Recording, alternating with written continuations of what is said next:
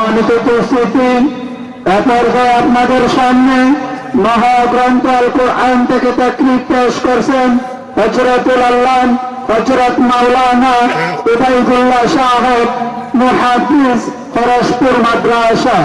হযরতকে হযরতের বয়ান পেশ করার জন্য মাহফিল কমিটির পক্ষ থেকে সেজন্য অনুরোধ করছি।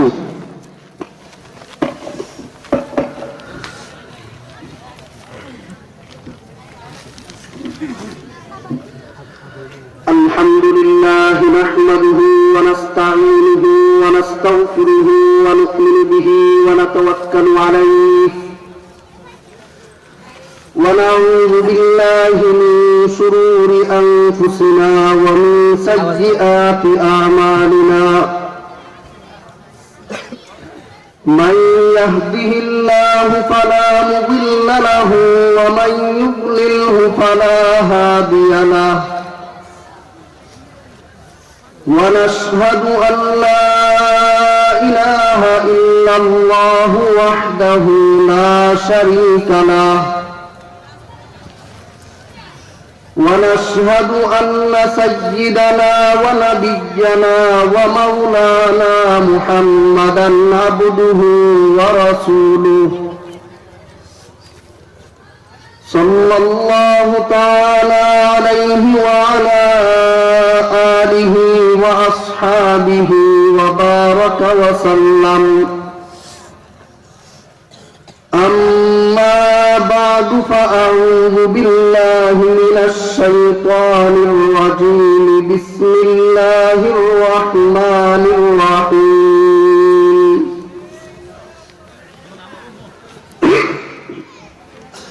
يا أيها الذين آمنوا اتقوا الله وذروا ما بقي من الربا إن كنتم مؤمنين فإن لم تفعلوا فأذنوا بحرب من الله ورسوله وإن تبتم فلكم رؤوس أموالكم لا تظلمون ولا تظلمون.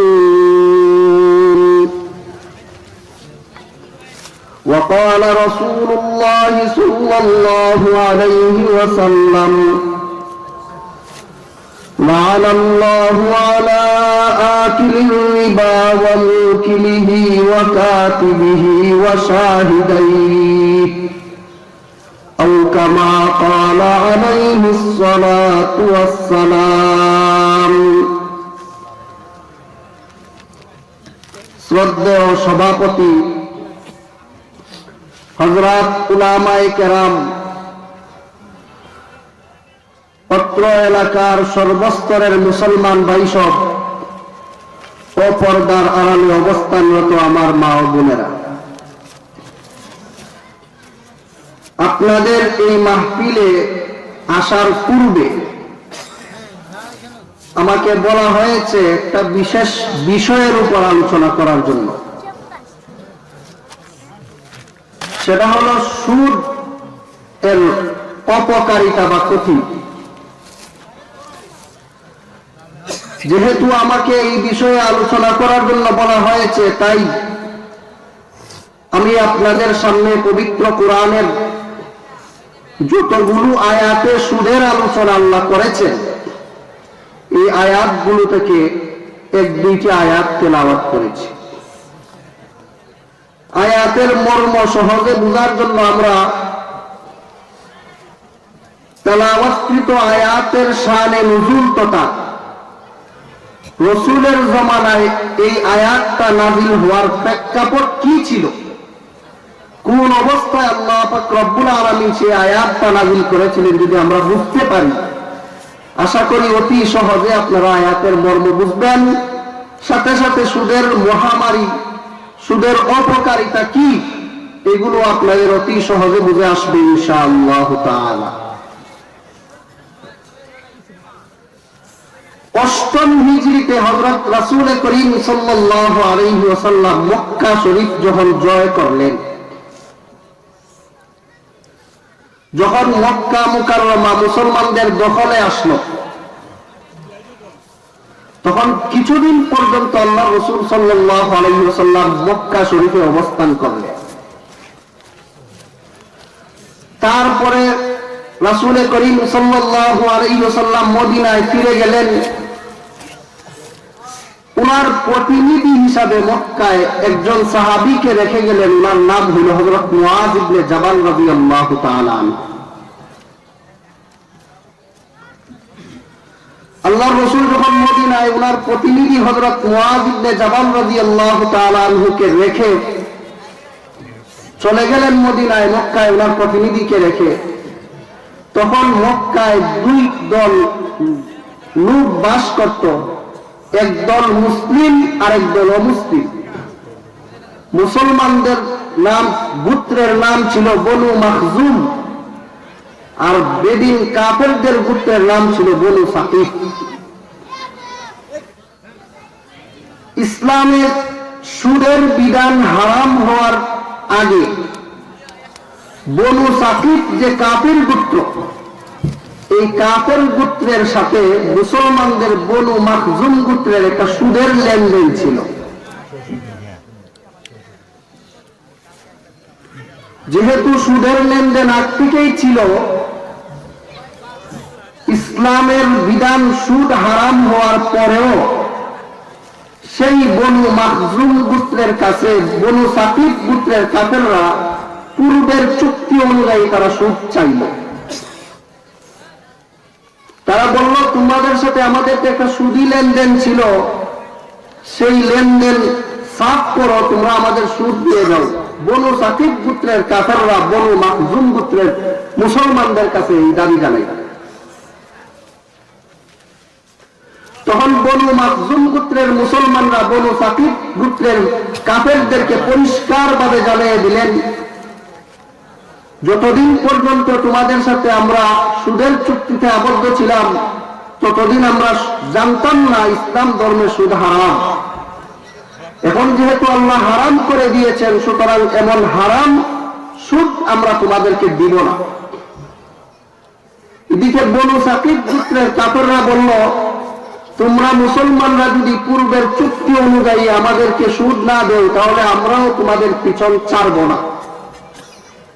মুসলমানরা বলেন দিব না, বেদিন কাফেররা বলে তোমাদের পিছু আমরা ছাড়ব না, দিতেই হবে।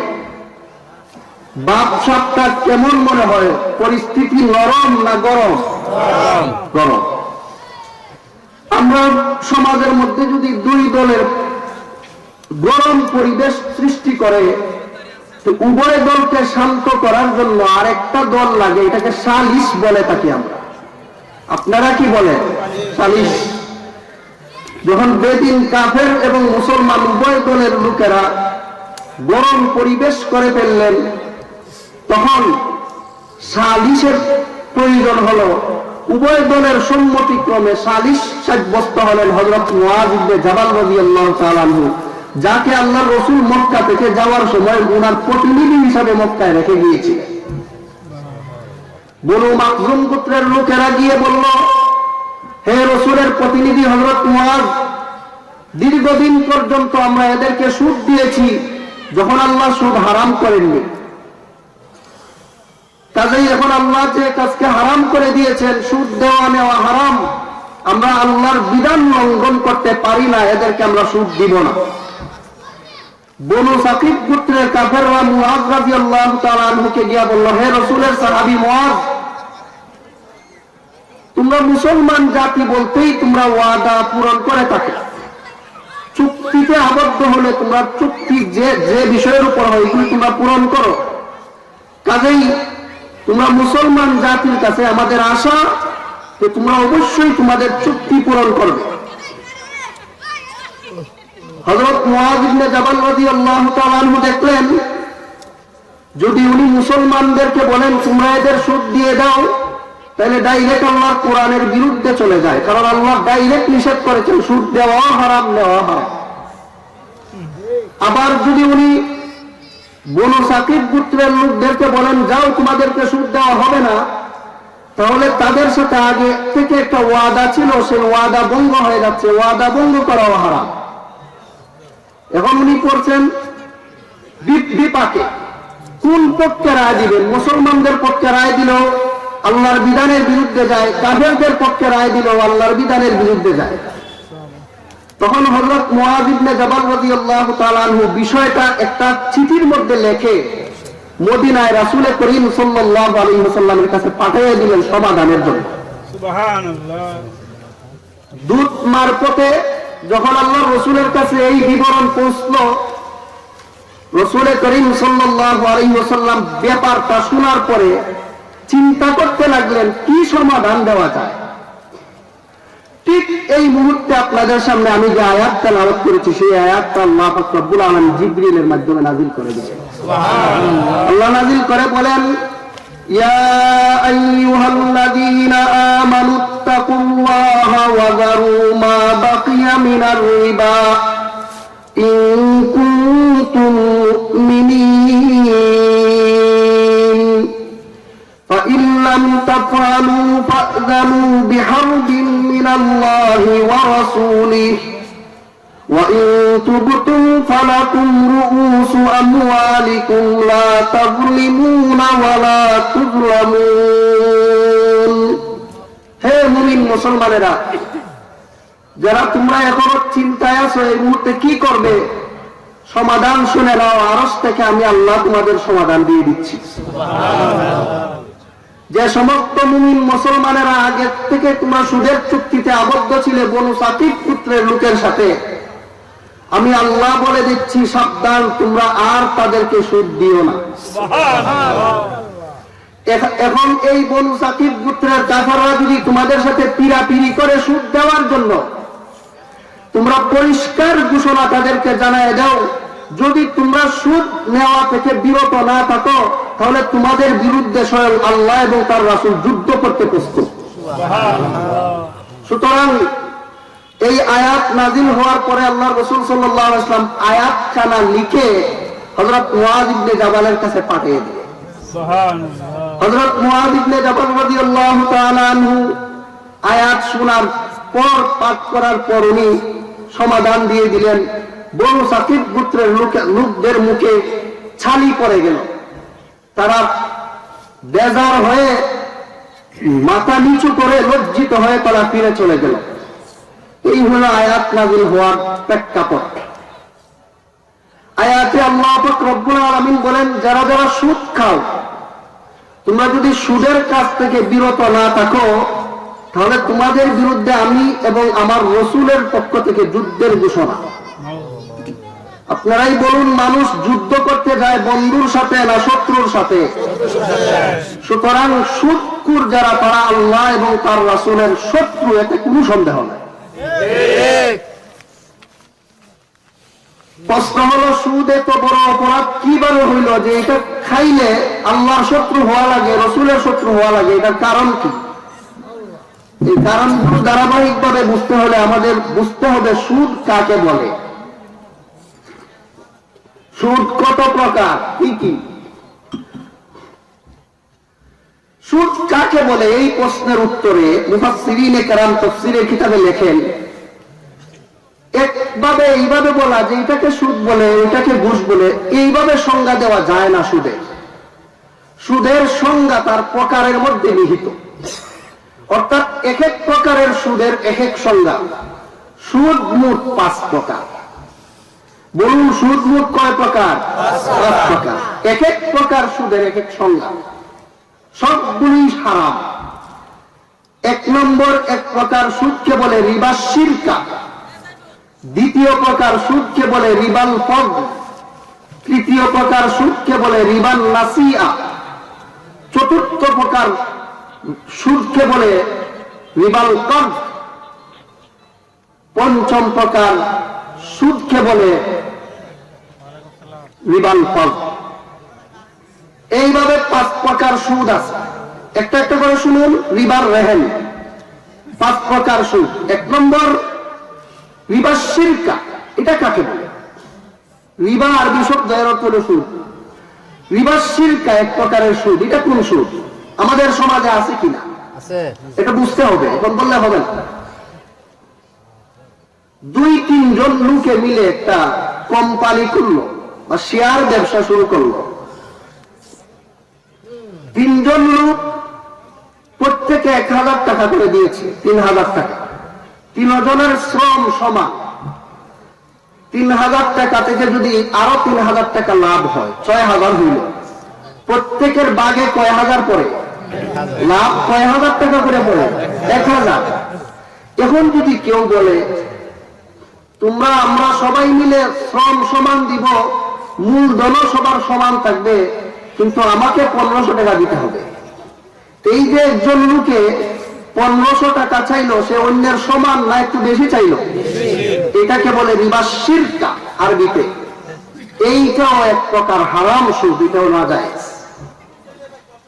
দ্বিতীয় প্রকারের সুদ, এটাকে বলে রিবা নাসিআ। এটা কি? এটা হলো,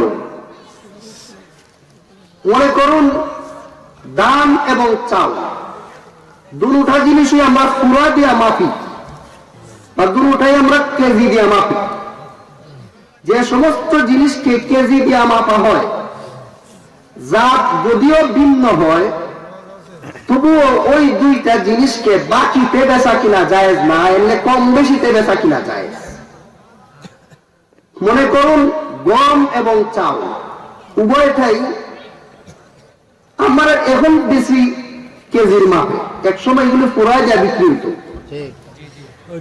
এই পুরার মাপের গম আপনি 2 পুরা দিয়া 1 পুরা চাউল নিতে পারেন, না জায়েজ নয়? জায়েজ আছে।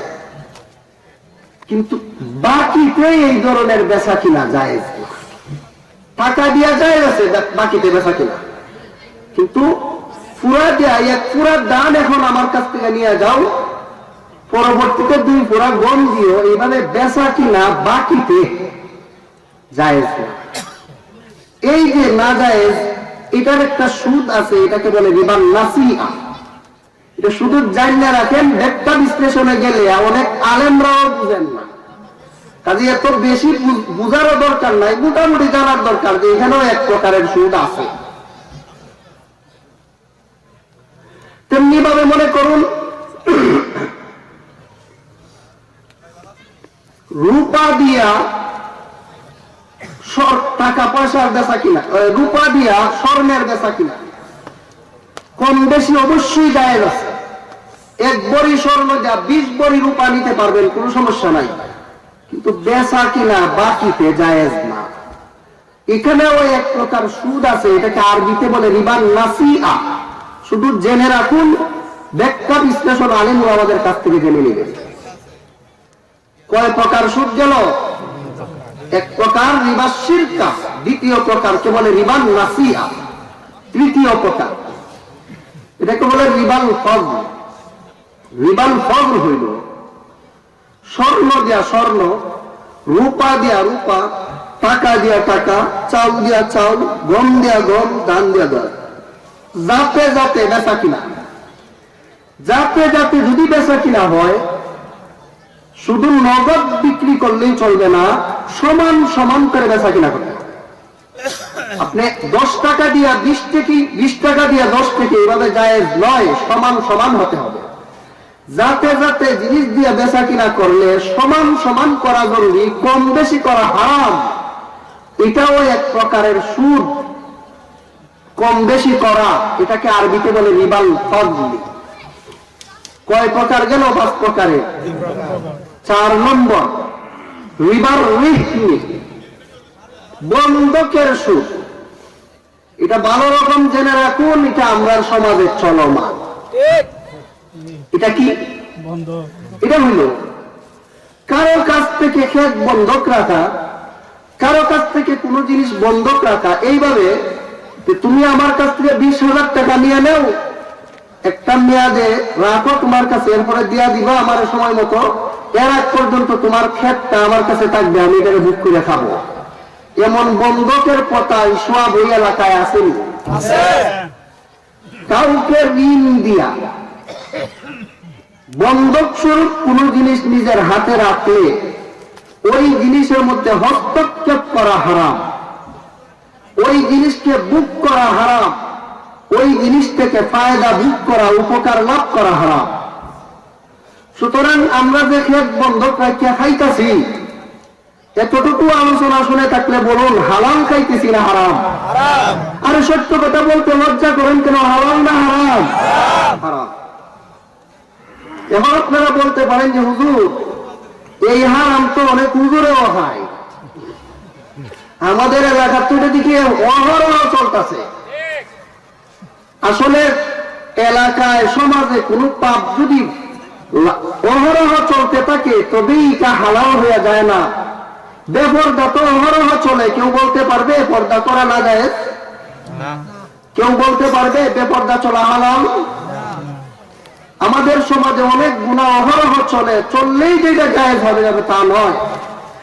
এই বন্ধক প্রথাকে পরিবর্তন করা আমাদের ইমানই দায়িত্ব। এটাও এক প্রকার সুদ খাওয়া হচ্ছে, এটা হারাম। প্রশ্ন হলো এই সুদ থেকে আমরা বের হয়ে আসবো কিভাবে? এটা বলে দেওয়া আমাদের দায়িত্ব। এই জন্য এই সমস্ত মাহফিল। এখান থেকে বের হয়ে আসার পদ্ধতি কি? ফুকাহায়ে কেরাম ফতোয়ার কিতাবে বড় সুস্পষ্টভাবে এর সমাধান দিয়ে দিয়েছে। সেটা হইল,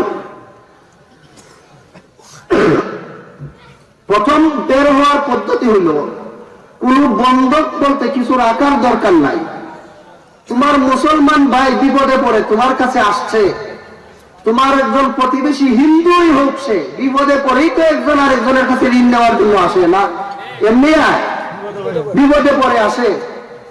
বিপদগ্রস্ত লোক তার হাত খালি বোঝা পরে কালকে 3 দিন পরে পরে তার সামর্থ্য থাকা সত্ত্বেও লোকটা আমার ঋণ পরিশোধ করতে চায় না, এমন লোক আসেনি? আমরা তো এরকম বিপদে পড়ে অনেক সময় তার কাছ থেকে ক্ষেতটা বন্ধক রাখুন লাগে, তা না হইলে অন্তত ক্ষেতের জ্বালায় হইলেও ঋণটা সে পরিশোধ করব। এই জন্য অনেকে আমরা বন্ধক রাখি, ঠিক নিয়ে। এখন আমরা কি করতাম? আমরা তো এই কোনটাই কি আমরা রাখতে পারি না? হ্যাঁ, এমন একটা পরিস্থিতি সমাজে সৃষ্টি হবে, এটা কি আল্লাহর জানা ছিল আগে? আরে বলেন না, কথা ছিল না। সুতরাং আল্লাহর কোরআন রাসূলের হাদিসের কোনো সমাধান থাকবে না, না থাকবে? এই সমাধানটা কি? সমাধানটা হইল আপনি বন্ধক চুক্তিতে আবদ্ধ না হইয়া যে লোককে আপনি ঋণ দিয়েছেন তার সাথে এইভাবে আপনি চুক্তিতে আবদ্ধ হবেন যে তোমার একটা ক্ষেত আমার কাছে ভাড়া দিয়ে দে। ভাড়া কিভাবে? 10 বছর, 20 বছর, 30 বছর, 40 বছর, 50 বছর, 60 বছর। একটা মানুষ সাধারণত যতদিন বাঁচে সেটা 80 হোক, কোনো সমস্যা নাই। 80 বছর, 90 বছরের একটা বছর সীমা মেয়াদ নির্ধারণ করে তার সাথে এই মর্মে চুক্তিতে আবদ্ধ হন যে তুমি আমার কাছ থেকে 1 লাখ টাকা নেও, 50,000 টাকা নেও, তোমার এর বিনিময়ে তোমার এই ক্ষেতটা আমার কাছে ভাড়া দিয়ে দেব 90 বছরের জন্য। এখন 90,000 টাকা নিলে বছরে কত হাজার টাকা ভাড়া হয়? কথা বলেন না, কত হাজার? 1,000। 80 বছরের জন্য নিলে 80,000 টাকা দিলে 1,000 টাকা বছরে।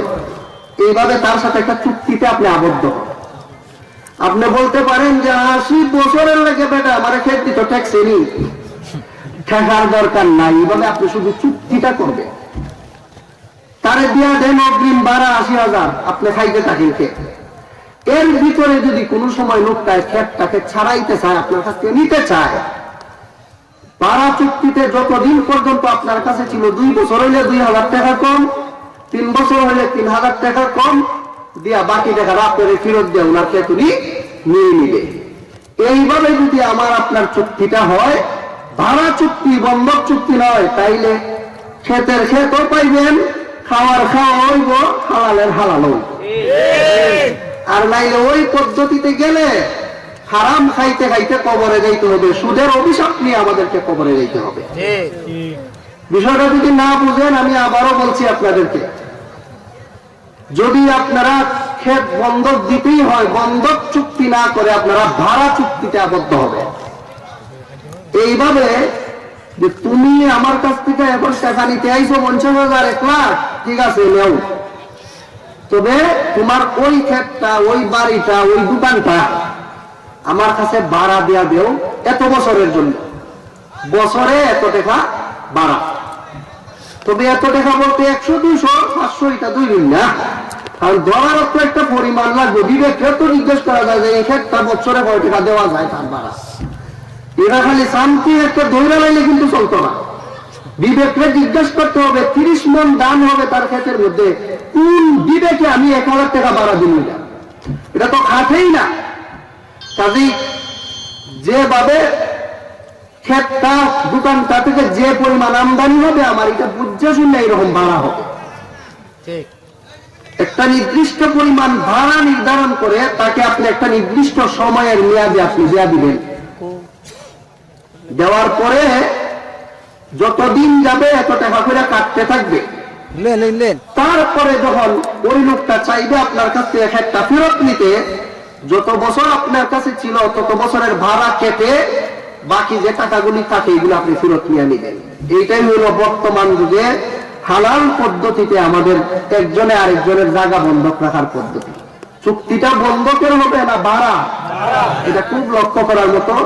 যদি এই মজলিসে অল্প সময়ে কারো বুঝতে আর একটু সমস্যা থাকে, আপনাদের সমাধান দেওয়ার জন্যই হরসপুরে এত বড় মাদ্রাসা। যে কোনো সময় যে কোনো মাসআলার সমস্যার জন্য সমাধানের জন্য আপনারা হরসপুর মাদ্রাসা যাইতে পারেন। ইনশাআল্লাহ আমরা আপনাদের ধর্মীয় সমস্যার সমাধান দিতে সবসময় প্রস্তুত আছি ইনশাআল্লাহ। বলুন সুদ মুদ কয় প্রকার? রিবার রেহেন এটা চতুর্থ প্রকার, যেটা বন্ধকের সুদ, এটা গেল এখন। আরেক প্রকার 5 নম্বর প্রকার হলো রিবাল কর্জ, এটা হলো ঋণ দিয়া লাভ নেওয়ার নাম সুদ। আপনি একজনকে 1 লাখ টাকা দিলেন ঋণ, বছরে তুমি আমারে 5 মন 10 মন 20 মন দানও দিবে, আবার শেষে টাকাটাও ঠিক। এই যে ঋণ দিলেন যতটুকু পাইলেন আবার সেই পাকে কিছু লাভ নিলেন, এটার নাম হইল রিবাল কর্জ। এটা হলো মারাত্মক পর্যায়ের সুদ। এটা হারাম হারাম হারাম। কেউ যদি কাউকে 10 টাকাও দেয় ঋণ, আর তার বিনিময়ে কয় আমার 10 টাকার সাথে 4 আনা টাকাও লাগাই দিও, অথবা 1 মুষ্টি চাল দিও, এই একটা পয়সাও যদি সে চায় সেটাও হবে সুদ, সেটাও হারাম। যা দিবেন তাই নিবেন, অতিরিক্ত কিছুই নেওয়া যাবে না। এমনকি আমাদের হানাফি মাযহাবের ইমাম হযরত ইমাম আবু হানিফা রাহমাতুল্লাহি আলাইহি বলেছেন, মুসলমানরা এই পরিমাণ সতর্ক থাকবে যে আমি যে লোকটাকে ঋণ দিলাম, দান দিয়ে থাকি, চাল দিয়ে থাকি, টাকা দিয়ে থাকি, যাই তাকে আমি ঋণ হিসাবে দিয়ে থাকি, ওই লোকের ঘরের ছায়ার তলে থাকাও ঠিক না। হযরত ইমাম আবু হানিফা রাহমাতুল্লাহি আলাইহি একদিন প্রচন্ড রৌদ্র দিয়ে এক রাস্তা দিয়ে হাঁটছিলেন। রাস্তার মধ্যে একটা বাড়ি পড়লো, একটা ছায়ার জায়গা। রাস্তা থেকে সব মানুষগুলি রোদের জ্বালা সহ্য করতে না পেয়ে গরমের চুটে মানুষগুলো ওই বাড়ির তলে গিয়ে আশ্রয় নিল ঠান্ডার মধ্যে। কিন্তু হযরত ইমাম আবু হানিফা রাহমাতুল্লাহি আলাইহি আগে যেমন ভাবে রোদ্রে ছিলেন সেই রোদ্রেই দাঁড়ায় রইলেন সাথীদের অপেক্ষায়। তারা বলল, হুজুর আসেন আসেন, ছায়ার নিচে আসেন। আমরাও তো সাধারণত বলবো না যে একজন দাঁড়ায় রয়েছে রোদ্রে, সবাই বলছে হুজুর আসেন আসেন, ছায়ার নিচে আসেন। হুজুর বলেন আমি আসবো না। কেন? তিনি বলেন যে এই যে ঘরের ছায়ার নিচে তোমরা বসছো, ওই ঘরওয়ালার কাছে আমি কিছু ঋণ দিছিলাম, যাকে ঋণ দেওয়া হয়েছে এই লোকের ঘরের ছায়ার তলে টাকাটাও আমার কাছে সুদ মনে হয়। আল্লাহ যদি আমাকে ধরেন তাইলে আমার জবাব দেওয়ার পথ থাকবে। এখন যে লোককে আমি ঋণ দিলাম তার ঘরের ছায়ার তলে থাকতেও যদি ফুকাহায়ে কেরাম ভয় পান, তাহলে ওই লোকের ঋণের বিনিময়ে লাভ নেওয়াটা কত জঘন্যতম হবে এটা তো এমনি বোঝা যায়। এই যে সুদ, কাউকে ঋণ দিয়া তার বিনিময়ে গ্রহণ করা কোনো কিছু, তার বাড়িতে খাইতে যাওয়া, তার রিক্সার মধ্যে উঠা, তার গাড়িতে সওয়ার হওয়া, ভাড়া ছাড়া।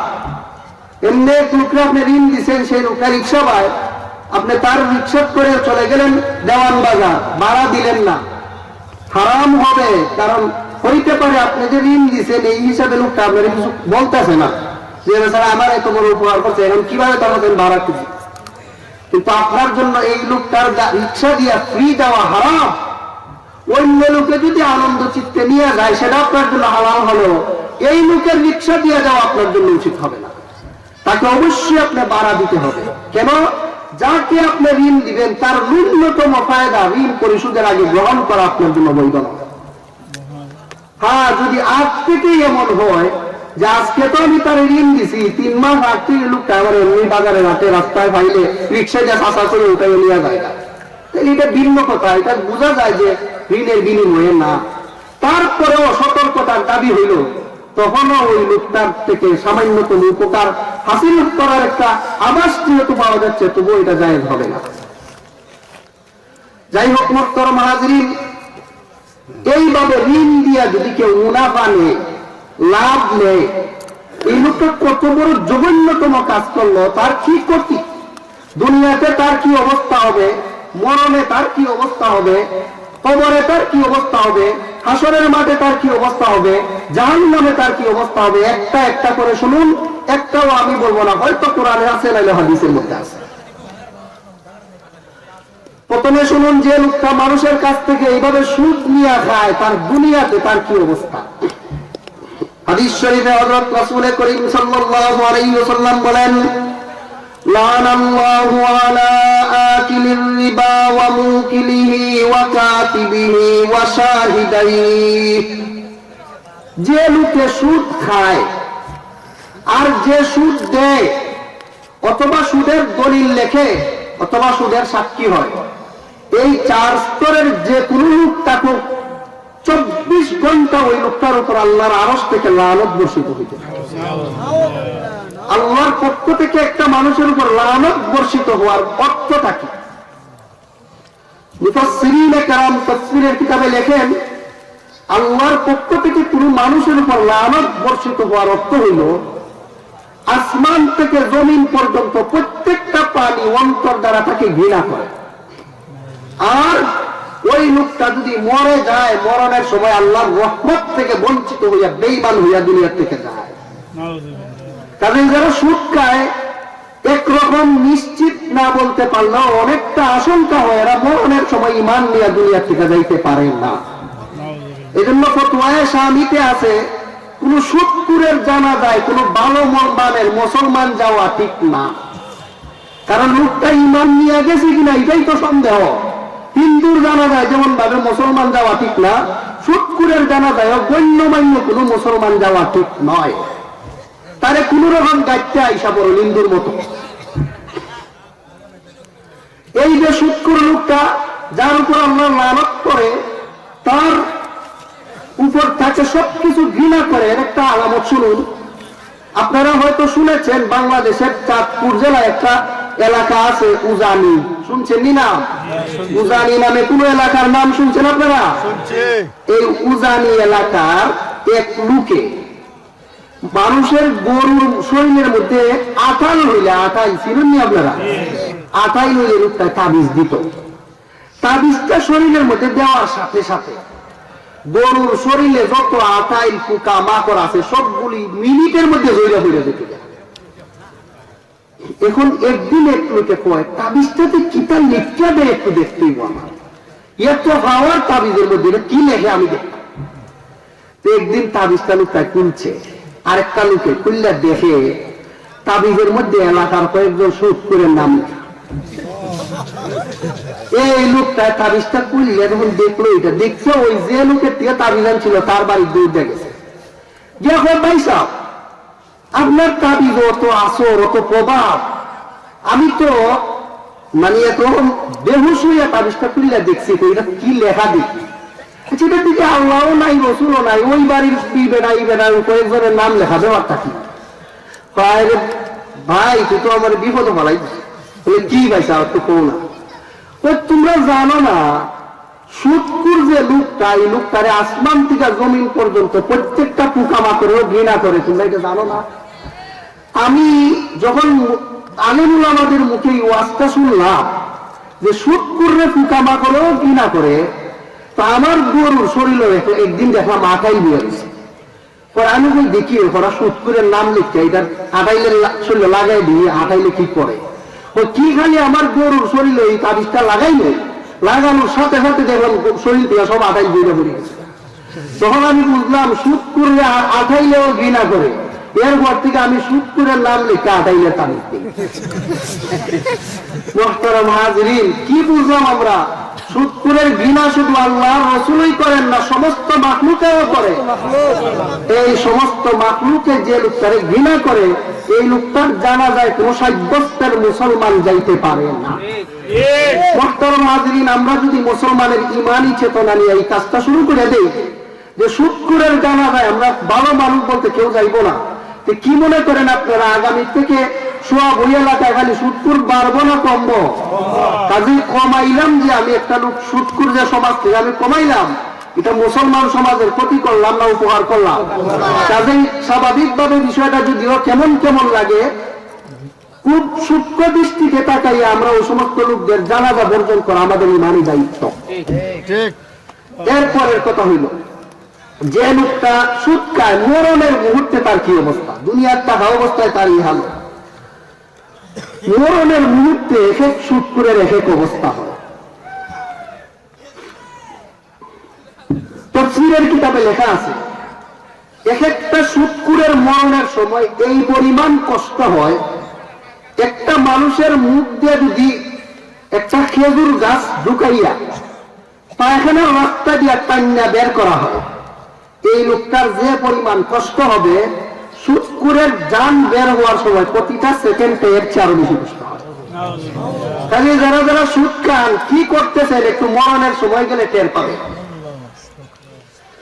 আল্লাহ পাক রব্বুল আলামিন এই সমস্ত সুদখোরদের মরণের অবস্থার বিবরণ দিয়ে বলেন, وأنفقوا مما رزقناكم من قبل أن يأتي أحدكم الموت فيقول رب لولا أخرتني إلى أجل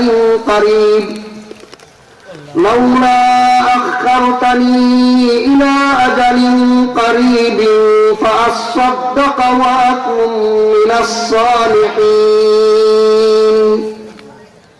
আয়াতের মর্ম হইল, যারা আল্লাহর রাস্তায় এমনি এমনি দান করতে চায় না, এমনি এমনি কেউ কর্জা দিতে চায় না, এই লোকটাই তো সুদখোর।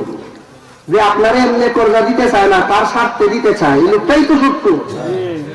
এই লোকটার যখন মরণের অবস্থা আসে, যখন সক্রাত শুরু হয়, তখন লোকটাই দেখে যে হায় রে হায়, মানুষরে বিনা লাভে শুধু এমনি ঋণ দিলে, এমনি সৎকা করলে আল্লাহর কাছে যে পুরস্কার মিলে, আখিরাতের দৃশ্য যখন সক্রাতের সময় তার সামনে প্রকাশ পাবে, তখন সে দেখবে এক একটা মানুষে এমনি ঋণ দিছিল সুদ ছাড়া, এই লোকটা তার পরিমাণ নেকির মালিক হইয়া বেহেশতের দিকে দৌড়াইয়া যাইতেছে। এই অবস্থা যখন লোকটা দেখবে, তখন লোকটা আফসোস করে আল্লাহকে বলতে থাকবে, হে আল্লাহ, লাউলা আখখারতানি ইলা আজালিন করিবিন ফাআসসাদদাকা ওয়া আকুন মিনাস সালিহিন। হে আল্লাহ, আপনি যদি আমাকে একটা মিনিট, একটা সেকেন্ডের জন্য আবারও দুনিয়াতে ফেরত দিতেন, তাহলে আমি দুনিয়ার মানুষকে গিয়ে বলে আসতাম যে হে দুনিয়ার মানুষেরা, তোমরাও সৎকার করো, এমনি মানুষকে দান করে দিও, এমনি মানুষকে ঋণ দিও, সুদের উপর ঋণ দিও না। আমিও আমার সমস্ত সম্পদ মানুষকে এমনি দান করে আসতাম, 1 টাকাও সুদ চাইতাম না। হে আল্লাহ, দয়া করে আমাকে আবার ফেরত দেন। আল্লাহ রব্বুল আলামিন এই সুদখোরকে তখন বলবেন, ওয়ালাই ইউআখিরাল্লাহু নাফসান ইযা জাআ আজালুহা। হে দুনিয়ার মানুষেরা, শুনে রাখো, সুদখোর ঘুষখোর যারাই আছো, শুনে রাখো, তোমাদের সময় চলে এসেছে। মরণের মুহূর্ত সক্রাত যখন চলে আসে, এরপরে আমি আল্লাহ আর কাউকে দুনিয়াতে ফেরত দেই না। সুতরাং তোমাকে আর দুনিয়াতে ফেরত দেওয়া হবে না, অভিশাপের গ্লানি নিয়েই তোমাকে এখন কবরে যাইতে হবে। তখন লোকটা আফসোস করতে থাকে আর মৃত্যু যন্ত্রণায় ছটফট করতে থাকে, কিন্তু তার করার মতো আর কোনো কিছুই থাকে না। এই হলো সুদখোরের মরণকালের সামান্যতম অবস্থা। সুদখোরের মরণের সময় আরো কি কি ভয়ঙ্কর অবস্থা হবে, এগুলোর বিশদ বিবরণ দিলে কবরের কথাও শুনতে পারবেন না, হাসরের মাঠেরটাও শুনতে পারবেন না। এই জন্য এবার শুনুন, এই সমস্ত সুদখোর যে সমস্ত লোক আছে, তাদের কবরে কি অবস্থা হবে। আমি আমার থেকে বলতাম না, কোরআন হাদিস থেকে। একটু জোরে বলেন। হাদিস শরীফে আছে عن أبي سعيد الخدري رضي الله تعالى عنه قال قال رسول الله صلى الله عليه وسلم وإذا دفن العبد الفاجر أو الكافر قال له القبر لا مرحبا ولا أهلا أما إن كنت لا حب من يمشي على ظهر أبغض من يمشي على ظهري إلي فإذا وليتك اليوم وصرت إلي فسترى صنيعي بك قال فيلتئم عليه حتى تختلف أضلاعه قال وقال رسول الله صلى الله عليه وسلم بأصابعه فأدخل بعضها في جوف بعض قال ويقيض له 70 تنينا لو أن واحدا منها نفخ في الأرض ما أنبتت شيئا ما بقيت الدنيا فينهسنه ويخدشنه حتى يفضى به إلى الحساب قال وقال رسول الله صلى الله عليه وسلم إنما القبر روضة من رياض الجنة أو حفرة من حفر النار তিরমিজি শরীফের হাদিস আপনাদের সামনে পড়া হলো, আরবি বাংলা হলো। হুজুর সাল্লাল্লাহু আলাইহি ওয়াসাল্লাম ফরমান, যখন কোন সুদখোরকে কবরের মধ্যে দাফন করা হয় তখন কবরে ওই লোকটারে এমন ভাবে দমকাইতে থাকে, এই দমকের ভাষাটাও দুনিয়ার মানুষের ভাষায় বোঝানো সম্ভব না। আমরা এলাকার ভাষায় যদি কোনো মানুষকে বেশি দমকায়, মানুষ তখন কয় জুর জুর, হয়নি এই কি করে এখানে আইছো, কিভাবেই তো বলে। হাদিসের মর্ম হইল তখন কবর বলতে থাকে এই খবিস, এই নষ্ট, এই শয়তান, এই অসভ্য, এইরকম কিছু শব্দ উল্লেখ করে তুই কেন এখানে আইছো, তুই কিনা আমার কাছে আসলো, এই তুই কেন এখানে আইলে, এইভাবে কবরে চতুর্দিক থেকে তারে দমকাইতে থাকে। আর বলতে থাকে আমার হাবা ওয়ালা আহলা, এটা শ্বশুর বাড়ি আইছো না, মজা শিক্ষা যাই ভাই, এইভাবে কবরে তারে বলতে থাকে। আমাই কুনতা লা বাগাবা মাইয়ামশি আলা যাহরি ইলাই ফাইদা উল্লিতুকাল ইয়াউমা ওয়াসিলতা ইলাইয়া ফাসাতারা সানিই বিক। এই শুকরের বাচ্চা, শুকর শুনে রাখ, দুনিয়ার মধ্যে যে সমস্ত লোকেরা আমার পিঠের উপর চলতো, এই দুনিয়ার মানুষের মাটির উপর চলতো, তুই নিকৃষ্ট হবিস। তুই যখন আমার পিঠ দিয়ে হাঁটতে তখনই আমার মনে চাইতো তোরে গিলে লাইতাম, মনে চাইতো তোরে আমি গ্রাস করে ফেলি, তোরে আমি 12টা বাজায় দেয়, কিন্তু আল্লাহর হুকুম ছিল না, আমি পারি নাই। আজকে যখন তুই আমার কাছে আইসো মজাটা শিক্ষা যাইতে সুদ কারে কয়। আল্লাহ রসুল বলবেন এরপরে কবরে কি করে তাকে। আল্লাহ রসুল হাদিসের মধ্যে আছে قال رسول الله صلى الله عليه وسلم بأصابعه فأدخل بعضها في جوف بعض। আল্লাহ রসুল বলবেন এই দুইটা একটা আঙ্গুলের ভিতরে একটা আঙ্গুল ঢুকাই আল্লাহ রসুল বলেন কবরে দমকাইতে দমকাইতে তারে এমন ভাবে এমন একটা চাপ মারে। আল্লাহ রসুল বলবেন ফাদখালা জাববাহা ফি জাওফি বাল ফায়ানতাইমু আলাইহি হাত্তা তাখতালিফা আল্লাহ। এমন ভাবে লোকটার চাপ মারে কবরে, তার শরীরের প্রত্যেকটা হাড্ডি গুঁড়া হইয়া মাটি হইয়া যায়।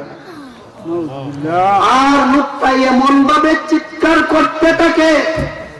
হাদিস শরীফে আল্লাহ রাসূল বলেন ইন্নী আসমাউ মা লা তাসমাউন ওয়া আরা মা লা তারাউনা লাউ তা'লামুনা মা আ'লামু লাযহিকতুম কালীলান ওয়া লাবাকাইতুম কাসীরা ওয়া মা তালাজ্জাতুম বিন-নিসা'i 'আলাল ফুরুশাতি ওয়া লা খারাজতুম ইলাস সাউদাতি তাজআরুনা ইলা আল্লাহ। আল্লাহ রাসূল বলেন এই লোকটার একটা ভয়ঙ্কর পরিস্থিতি কবরের মধ্যে সৃষ্টি হয়, যদি তোমরা দুনিয়ার কোন মানুষে দেখতা সুদ খাওয়া তো দূরের কথা, এটা তো হবেই না। দুনিয়াতে কোন মানুষে বিয়া শাদী করতো না, খানা পিনা চাইরা জঙ্গলের মধ্যে শুধু চিৎকার করতে করতে মারা যেত। এই পরিমাণ কঠিন পরিস্থিতির সম্মুখীন শুরুতেই সুদখোর হবে কবরের মধ্যে। শুধু তাই শেষ না, হাদিস শরীফের মধ্যে আছে লাউলা আল্লাহ তাদাফানু লাদাউতুল্লাহ আন ইউসমিআকুম মিন আযাবিল কবরিল্লাযী আসমাউ মিনহু। হে দুনিয়ার মানুষেরা, তোমরা ভিতরে যদি এই আশঙ্কা আমি আল্লাহ রাসূল না করতাম বললাম যে এই সুদকুরের কবরে কি আযাব হবে, এটা তোমরা দেখলে তো আর কোনো সুদকুরে মানুষের দাফন করতো না। এই সুদকুরের কবরের আযাব যদি দুনিয়ার মানুষের দেখে ফেলতো, তাইলে কোন সুদকুরে মানুষ দাফন করা তো দূরের কথা, খালে বিলে হলাই রেখে যে এই নিকৃষ্টতারে মাটির তলে আর দেওয়া যাবে না, এইভাবে মানুষ ফালাই রেখে দিত। এই কারণে আল্লাহ রসুল বললেন, আমি আল্লাহর কাছে দোয়া করছি যেন তোমরা আযাবটা তোমাদেরকে শোনানো না হয়, নাইলে আমি বলে দিতাম দুনিয়ার মানুষের জন্য কবরের আযাব শোনাইয়া দেওয়া হয়। সুদ খাইলে কেমন লাগে মানুষগুলো বুঝে যায়। শুধু তাই না, শেষ না, এরপরে আল্লাহ রসুল ফরমান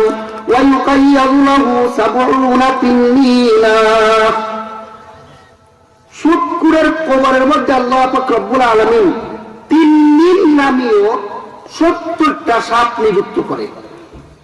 তিন্নিন কাকে বলে? আরেক হাদিসের মধ্যে আছে লাহা সাবাতু রুউসিন, যে সাপের মুখ 7টা, একটা সাপের মধ্যে মুখ 7টা, এই 7 মুখ বিশিষ্ট 70টা সাপ আল্লাহ রব্বুল আলামিন এক একটা সুদকুরের কবরে নিযুক্ত করে দিবে।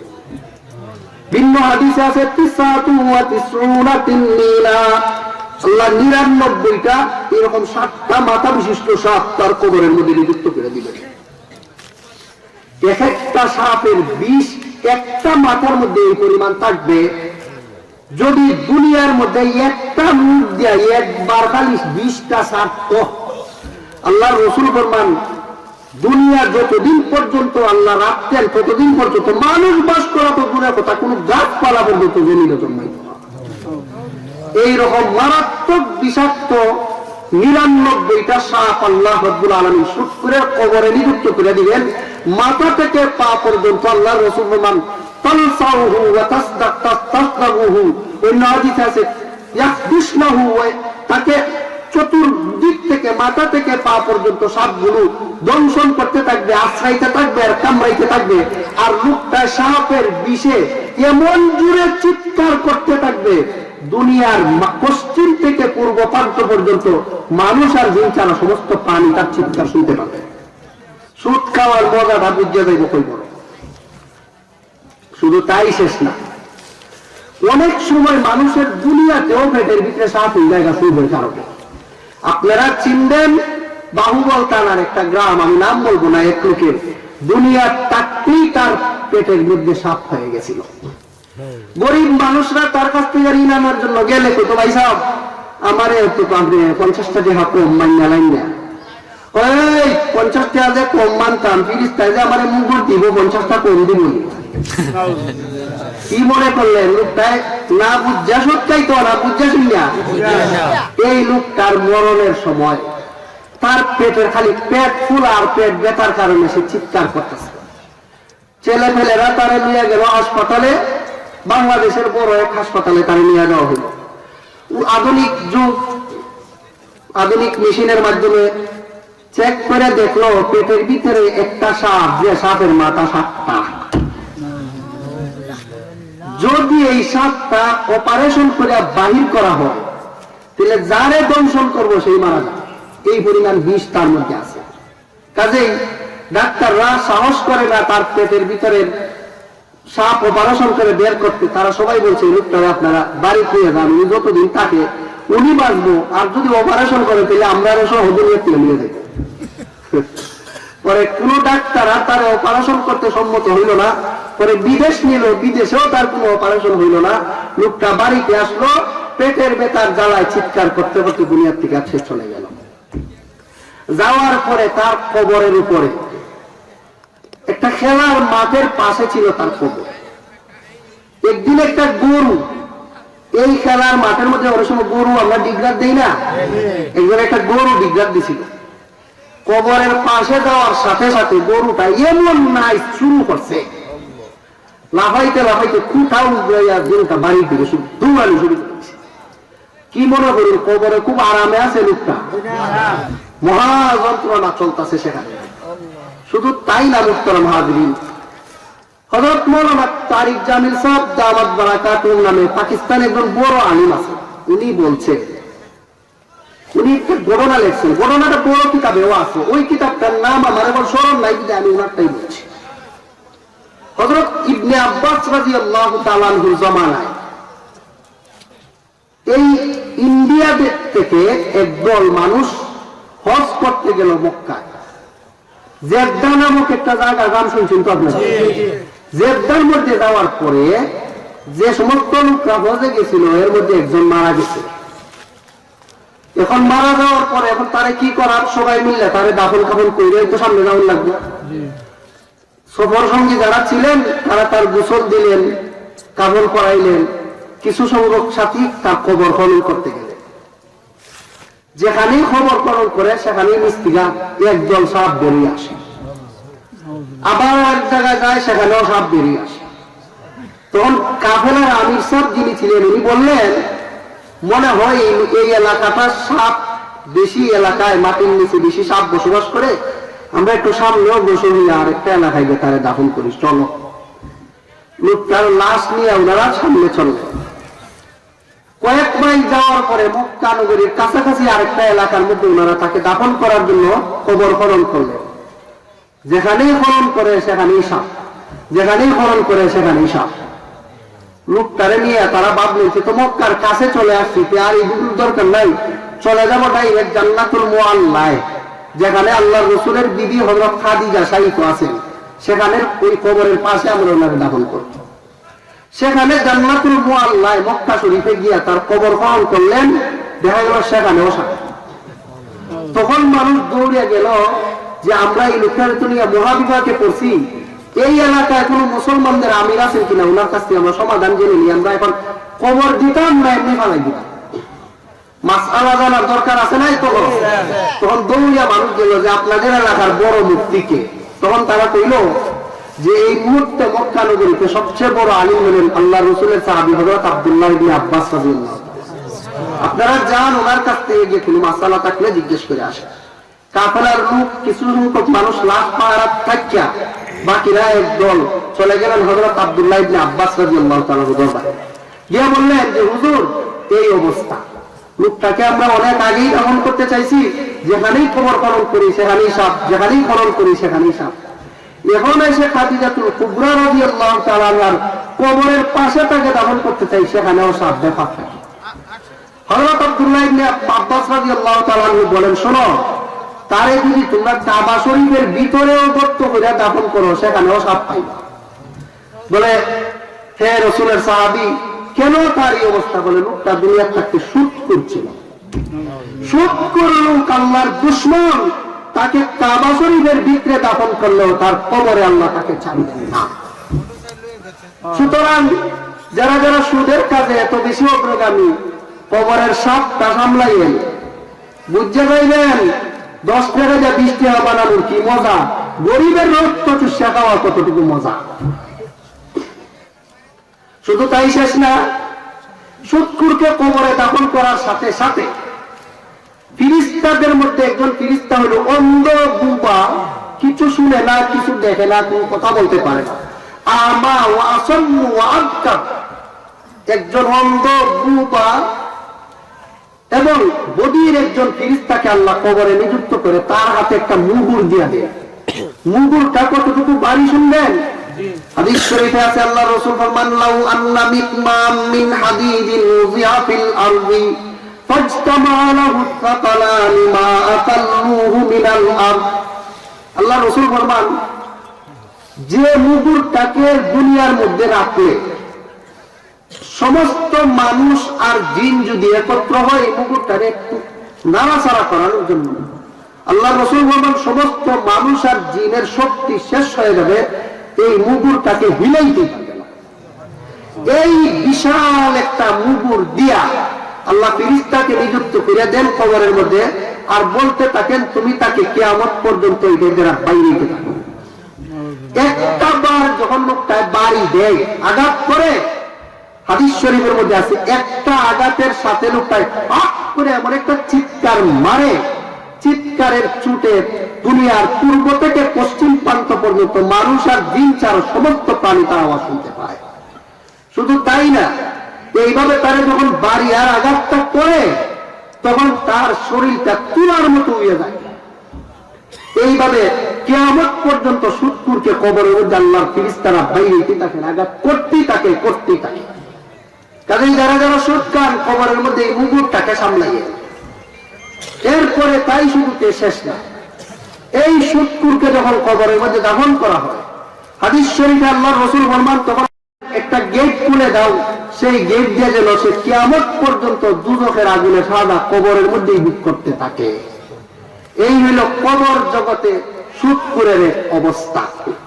শুধু তাই শেষ না, এক হাদিসের মধ্যে আছে عن أبي هريرة رضي الله تعالى عنه قال قال رسول الله صلى الله عليه وسلم رأيت ليلة أسري بي لما انتهينا إلى السماء السابعة فنظرت فوقي فإذا أنا برعد وبرق وصواعق فلما انتهيت إلى قوم بطونهم كالبيوت فيها الحيات ترى من خارج بطونهم قلت من هؤلاء يا جبريل قال هؤلاء أكلة الربا। বুখারী শরীফের হাদিসের মধ্যে আছে আল্লাহর রাসূল ফরমান, মেরাজের রাত্রে আমি যখন 7 আসমানের উপরে চলে গেলাম। আপনারা জানেন মেরাজের কাহিনী, রাসূল কোথায় গিয়েছিলেন? মেরাজে, সেখানে আল্লাহর আরশে গিয়েছিলেন। 7 আসমান পার হয়ে আল্লাহর আরশ। আল্লাহর রাসূল ফরমান, মেরাজের রাত্রে আমি যখন 7 আসমানের উপরে গেলাম, তখন সেখানের মধ্যে গিয়া দেখি ঠাঠার মতো আওয়াজ হইতেছে। ঠাঠা বিজলি, বৃষ্টি বাদলের দিনে যে আওয়াজ হয়, এরকম একটা আওয়াজ হইতেছে। আমি গিয়ে সেখানে শুনি। তখন আমরা যদি কোথাও থাকি আর শুনি বিরাট একটা আওয়াজ হইতেছে, বিশাল, তখন স্বভাবগত ভাবেই তো আমরা তাকে যে কোন কোথেকে আওয়াজটা হইতেছে, কথা বলেন, দেখবো কিনা? তখন আল্লাহ রাসূল ফরমান, যখনই আমি আওয়াজটা শুনলাম, তখনই আমি উপর দিকে তাকাইলাম, এটা কোথেকে? তখন আল্লাহ রাসূল ফরমান, আমি তখন দেখি একদল মানুষ যাদের পেট এক একটা গ্রামের মতো। একটা মানুষের পেট অনেকগুলি বাড়ি ঘর মিলাইলে যেটা হয়, আপনারা কি করে, অনেকগুলি বাড়ি ঘর হইলে একটা পাড়া গ্রাম হয়ে যায় না? আল্লাহ রাসূল ফরমান, আমি দেখি একটা মানুষ, তার একটা পেট একটা গ্রামের মতো বিশাল বড়। এত বড় পেট হইল কিভাবে? রাসূল ফরমান, ফিহাল হাইয়াতু তুরা মিন খারিজি বুতুনিহিম, তার পেটের ভিতরে দেখি অসংখ্য অগণিত বিষাক্ত অজগর সাপ পেটের ভিতরে এইভাবে কিলকিলি করতেছে। আর ওই লোকটা বিষের জ্বালা সহ্য করতে না পারে ঠাঠার মতো চিল্লাইতেছে।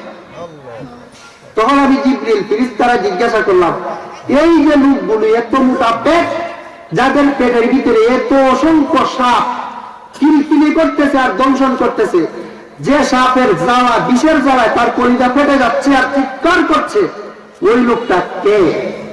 জিবরিল ফেরেশতা বলেন, হাউলাই আকালাতুর রিবা, এরা হইল ওই সমস্ত লোক যারা দুনিয়ার থাকতে সুদ খাইত। কাজেই যারা যারা সুদ খান, কি পেটের ভিতরে ঢুকাইতেছেন একটু বুঝে শুনে ঢুকাইয়েন, কবরে গেলে আপনার পেটটাকে সামলাইয়েন। শুধু তাই শেষ না মুহতারাম হাজিরিন, এই সুদখোরগুলো এইভাবে বিশাল এক মারাত্মক পরিস্থিতিতে কবর জগতে থাকে। আরেক হাদিসের মধ্যে আছে, হাদিসটা অনেক লাভ। আল্লাহ রাসূল ফরমান, আমি গত রাত্রে স্বপ্নে দেখি আমার 2জন লোকে এসে একটা নদীর পাশে নিয়ে গেছে। নদীর মাঝখানে একজন লোক আর নদীর কিনারায় আরেকজন লোক দাঁড়ানো। আর নদীটা পানির নদী না, নদীটা হলো রক্তের নদী। ওই মাঝখানে যে লোকটা আছে, সে চাইতেছে কোনোভাবে কিনারায় আসা যায়। আর কিনারার মধ্যে যে লোকটা, ওই লোকের পাশে বিশাল বিশাল পাথর। যখন ওই মাঝখান থেকে লোকটা কিনারায় আসতে চায়, তখন ওই কিনারার লোকটায় বিশাল এক পাথর তার নাকে মুখে মারে, আর লোকটার শরীর চূর্ণ বিচূর্ণ হইয়া সে নিজ দিকে যাইতে থাকে। আর তার মুখ থেকে, হাত থেকে, শরীর থেকে পিচকারিটা রক্ত বাইরিতেছে, চিৎকিটা রক্ত বাইরিতেছে। আর রক্ত যাইতে যাইতেই সেই রক্তের সাগর হয়ে গেছে। আমি জিবরিল ফেরেশতারে জিজ্ঞাসা, আমার যে 2জন লোক সেখানে নিয়ে গেল, আমি তাদেরকে জিজ্ঞাসা করলাম, এই লোকটা কে যে বারবার এইভাবে পাথরের আঘাত খাইতেছে, আর তার শরীর থেকে পিচকারিটা রক্ত বাইতেছে, আর চিৎকার করতেছে, কোনোভাবেই সে কিনারায় আসতে পারতেছে না, এত কষ্ট দেওয়া হচ্ছে, এই লোকটা কে? তখন ওই 2জন ফেরেশতা আমাকে বললেন, এ হলো আপনার উম্মতের সুদখোর। নাউযুবিল্লাহ। কাজেই যারা যারা সুদ খাইতেছি কি আমার জন্য যোগাইতেছে একটু লক্ষ্য করার মতো বিষয়। এই হলো সুদকুরের কবর জগতের অবস্থা। এবার আসুন হাসরের মাঠে সুদকুর যারা তাদের কি অবস্থাটা হবে বুঝে আসতেছে। প্রথমে দুনিয়ার অবস্থা, এরপরে মরণের সময়ের অবস্থা, এতক্ষণ গেল কোন জগতের অবস্থা? কবর জগতে সুদকুরের একটা অবস্থা হইল কবরে ঢুকানোর সাথে সাথে কবরে তাকে গালিগালাজ করতে থাকবে, কবরে ঢুকানোর সাথে সাথে কবরে তাকে এমন ভাবে চাপতে থাকবে পুরাটা শরীর তাকে গুঁড়া করে দিবে, আবার তাকে চাপতে থাকবে, আবার গুঁড়া করবে, আবার চাপতে থাকবে, আবার গুঁড়া করবে, এইভাবে চাপাচাপি চলতেই থাকবে। শুধু তাই শেষ না, তাকে কবরের মধ্যে এমন একজন ফিরিস্তাকে নিযুক্ত করে দেওয়া হবে যে ফিরিস্তার চোখ নাই, কান নাই, জবান নাই, শুধু মাতৃ গানে বিশাল মুগুর দিয়া, যে মুগুরকে দুনিয়ার কোনো মানুষ জিন সরাইতে পারবে না, লড়াচড়া করতে পারবে না, এমন লোহার মুগুর দিয়া 24 ঘন্টার প্রতিটা মুহূর্ত তাকে বাইরেতে থাকবে।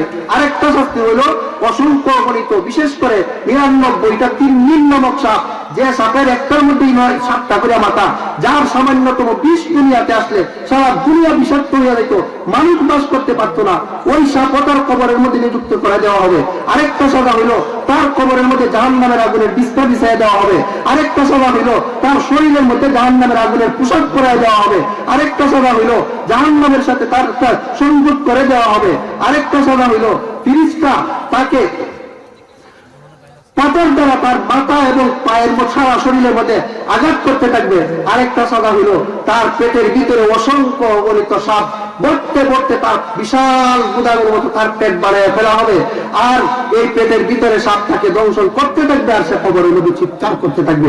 এই হলো দুনিয়াতে 5 টাকা যে 10 টাকা বানানোর মজা। শুধু তাই শেষ না, এবার শুনুন হাসরের মাটি কি হবে। আল্লাহ পাক রব্বুল আলামিন বলেন, الذين يأكلون الربا لا يقومون إلا كما يقوم الذي يتخبطه الشيطان من المس ذلك بأنهم قالوا إنما البيع مثل الربا وأحل الله البيع وحرم الربا فمن جاءه موعظة من ربه فانتهى فله ما سلف وأمره إلى الله ومن عاد فأولئك أصحاب النار هم فيها خالدون আল্লাহ পাক রব্বুল আলামিন বলেন, যে সমস্ত লোকেরা দুনিয়ার থাকতে সুদ খায় হাসরের মাঠে তারা এমন ভাবে উঠবে, একটা লোকরে জিনে ধরলে ভূতে ধরলে যেমন ভাবে পাগল হইয়া দেওয়ানা হইয়া হাই হুল্লার করতে থাকে, চিৎকার করতে থাকে, ঠিক তেমনি ভাবে সুদকুররা কাল হাসরের মাঠে এমন ভাবে উঠবে যে জিনে ধরা ভূতে ধরা শয়তানের গুটা খাওয়া মাতালের মতো হাউ বাউ করে পুরো হাসরের মাঠ তারা অশান্তিকর করে ফেলবে। এইভাবে পাগলের মতো উঠবে। পাগলের মতো কেন সে হাসরের মাঠে? পাগলের মতো কেন? এর একটা কারণ হলো, তাফসীরের কিতাবে মুফাসসিরিনে কেরাম লেখেন, লোকটা যে কবর থেকে উঠলো, কবরে তার পেটের ভিতরে কিছু ছিল নি? কথা বলেন, ছিল? কি ছিল? সাপ। এই বিষাক্ত সাপের জ্বালা সহ্য করতে না পারে পেটটা আগে তৈরি হয়ে গেছে। এখন এই পেটের বিষের জ্বালা তো, সাপের বিষের জ্বালা তো আছেই, শরীরে তো আগুনের পোশাক আছেই, সাথে সাথে সূর্যের যে তাপটা পড়বে হাসরের মাঠে, আপনারা কি মনে করেন? জানেন তো কি সেটা?